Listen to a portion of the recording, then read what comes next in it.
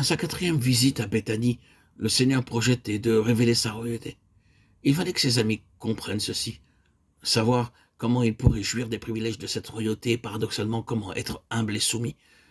Pour accomplir la prophétie de Zacharie 9:9, le Seigneur vint cette quatrième fois à Béthanie sur la route de Jérusalem pour montrer sa royauté et comment être amené à cette royauté par l'humilité et la soumission.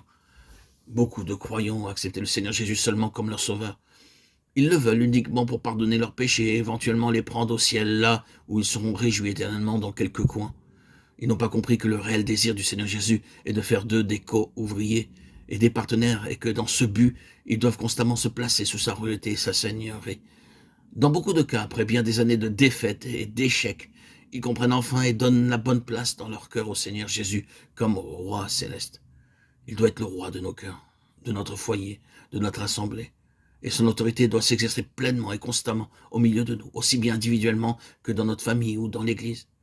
À cette fin, à la quatrième visite à Béthanie, nous est révélé le secret, nous montrant comment nous pouvons demeurer sous la royauté du Seigneur Jésus-Christ et comment nous pouvons jouir de notre association avec lui en tant que notre roi céleste. C'est à dessein que notre Seigneur choisit le petit d'une ânesse pour entrer à Jérusalem, bien qu'il ait pouvoir et autorité sur tous les animaux.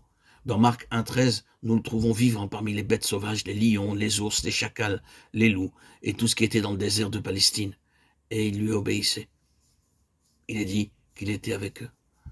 S'il avait voulu chevaucher un lion, il aurait appelé cet animal à lui et lui aurait obéi comme ont fait les poissons et toutes les puissances de la nature et de l'enfer. Dans Luc 5, il voulait que tous les poissons viennent dans le filet. Aussi, quelle que soit leur taille, ils vinrent tous dans le filet sans aucune résistance.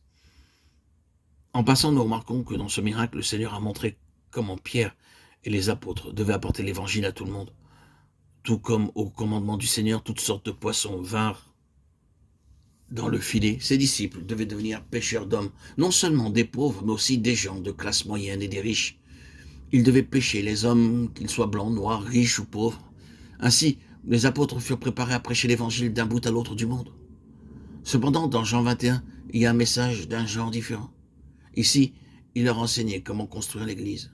Il dit au verset 17, « Paix mes brebis ». Les apôtres étaient établis pour amener les croyants à la maturité. Non seulement ils devaient être sauvés par leur ministère, mais ils devaient être nourris et amenés à la maturité.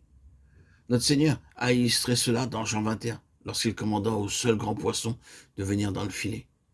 Il voulait de gros poissons. Les disciples étaient ainsi préparés et enseignés pour amener les croyants à la majorité et à la pleine maturité, jusqu'à ce que nous soyons tous parvenus à l'unité de la foi et de la connaissance du Fils de Dieu, à l'état d'homme fait à la mesure de la stature parfaite de Christ. Éphésiens 4,13.